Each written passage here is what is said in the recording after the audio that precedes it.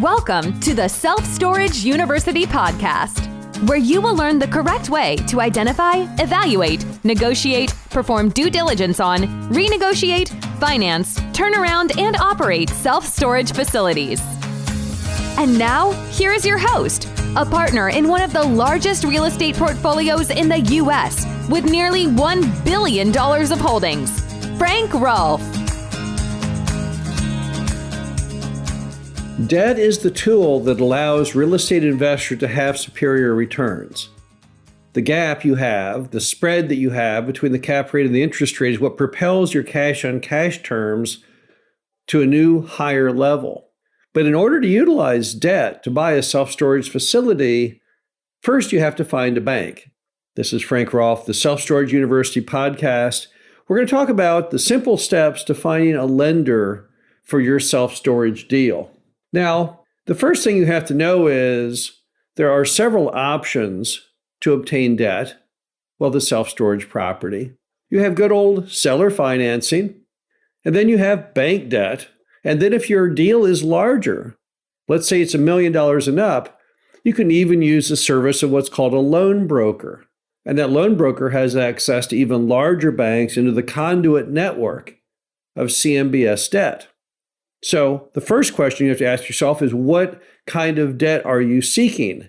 And if you say, I've got a $5 million deal, then maybe you should just call up Security Mortgage Group or Bellwether and have them find the bank for you, because they can probably do a better job than you can.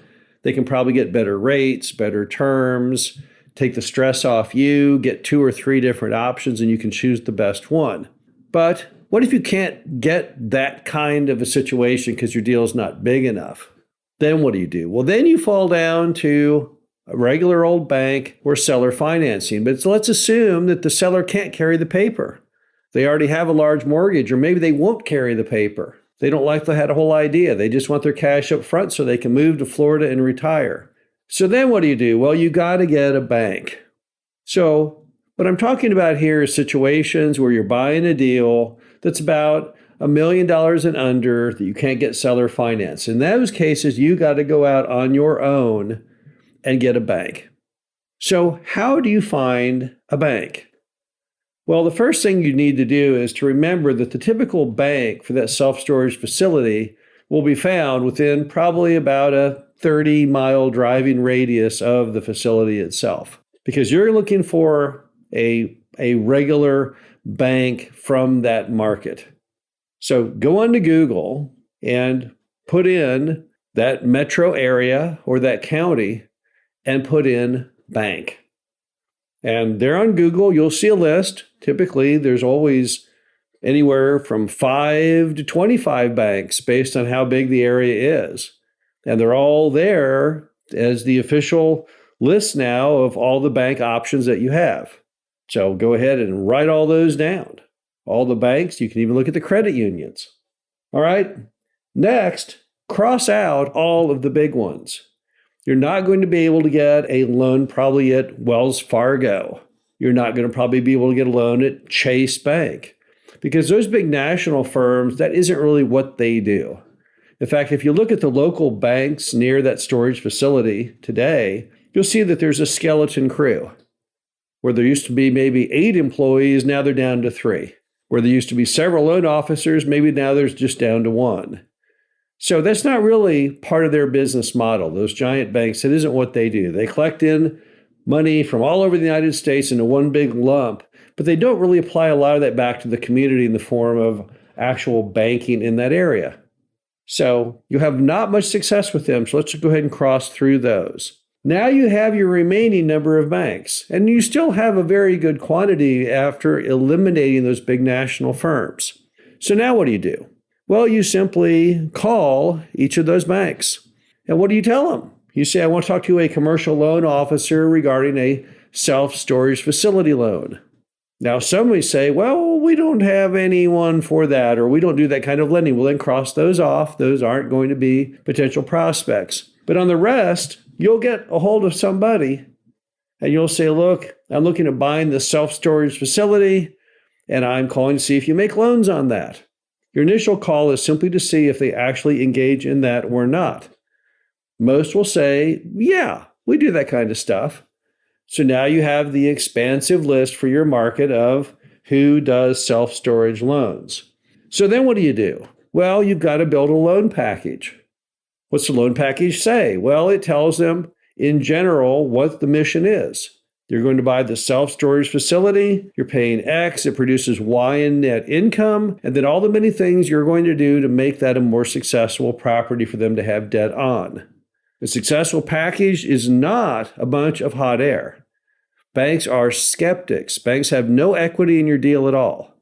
The best they get is their capital back and interest. They have no equity in the upside. So don't try and tell the bank all these wonderful things like you're going to raise the value up 50%. They could care less. All they want to hear is why their money is safe. They want to hear what the budget is, and many of them are thinking, okay, well, what if things went down a bit? Some of the banks out there like to do what they call stress testing on the loan. So they look at what happens, let's say, if the net income were to decline by 10%, because maybe you have a bunch of people move out in the worst of times. But build a package for the bank that shows an accurate story, but don't sugarcoat it. Don't put in a lot of additional fluff of things that might happen because, again, that's not important to them whatsoever. And then what you do is you send them the loan package and you follow up to find out if that deal might work for them or might not. And if the answer is yes, this deal might work, now you have an actual hot lead. On many deals, you're going to be able to distill it down typically to 2 or 3 banks that all might be most logical players. And ultimately, one will come forward as your natural choice. They'll have a better term, they'll have a better rate, and a more enthusiastic attitude, and then you've got a bank. Have I ever seen a deal that could not find a bank? No. I've never seen a deal that could not find a good local bank, assuming that it's a good deal. Have I seen deals that were bad and couldn't find a bank? Yes, because the bank did not feel it safe to stick their capital into that storage facility. But as long as what you're working on makes sense, as long as you portray it accurately and with a good eye to pessimism, understanding the role of the bank in the deal, you should have no trouble finding that potential bank for your storage facility. This is Frank Rolfe, the Self-Storage University podcast. Hope you enjoyed this. Talk to you again soon. Thank you for listening to the Self-Storage University podcast.